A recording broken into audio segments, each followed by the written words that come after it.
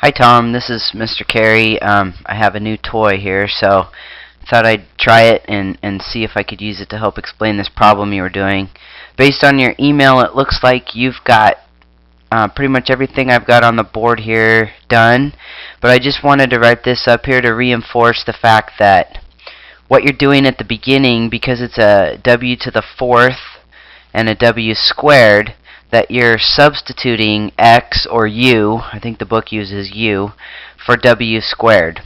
And so then you're solving this equation with your quadratic formula, this equation right here, x squared minus 20x minus 2, blah, blah, blah. So it looks like you said you got all this up to this point where hopefully you have x equals, or u equals, whatever you used, 10 plus or minus the square root of 102. If you need to pause this video and look at this work here, you can do that. But I'm going to go to another board now to answer your question about what do you do once you get to there. Okay, so let me get to the other board.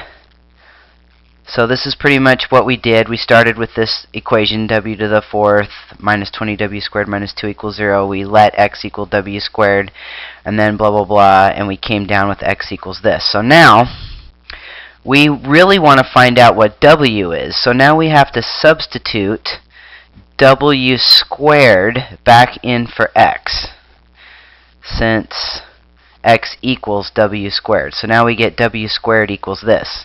And since we're trying to find out what w is, we have to take the square root of both sides to get w by itself. Now, the tricky part here is when you have a w squared or any variable squared on one side of the equal sign, and you take the square root of both sides, your next step, you have to put a plus or minus in front of the square root.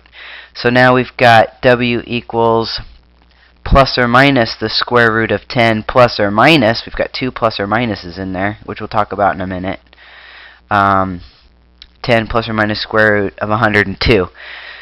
Just to reinforce what I'm saying, let's look at a different example. I'll put it in green. Like if you had x squared equals 4, and then you took the square root of both sides to solve that, then you'd have to say on your next step x equals plus or minus 2. So this plus or minus is kind of the same thing that we had to do down here when we took the square root of w squared. So because we have two plus or minuses, we've got 4 answers. And this is where it gets a little confusing when you're putting it in. So your first answer, you would use the plus and the plus. And then the second answer, you'd use the plus and the minus. And then your third answer, you'd use a minus and a plus. And the fourth answer, a minus and a minus.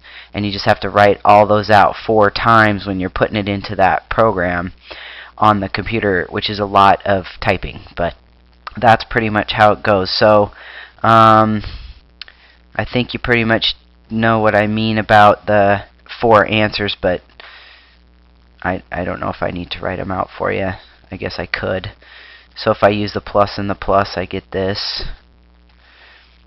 And then you have to put a comma. And then if I use the plus and the minus, I get 10 minus the square root of 102. And then if I use the minus and the plus, I get the opposite of the square root of 10 plus the square root of 102. And then my fourth answer would be the opposite of the square root of 10 minus the square root of 102. So hopefully that helps. Let me know if you have any questions.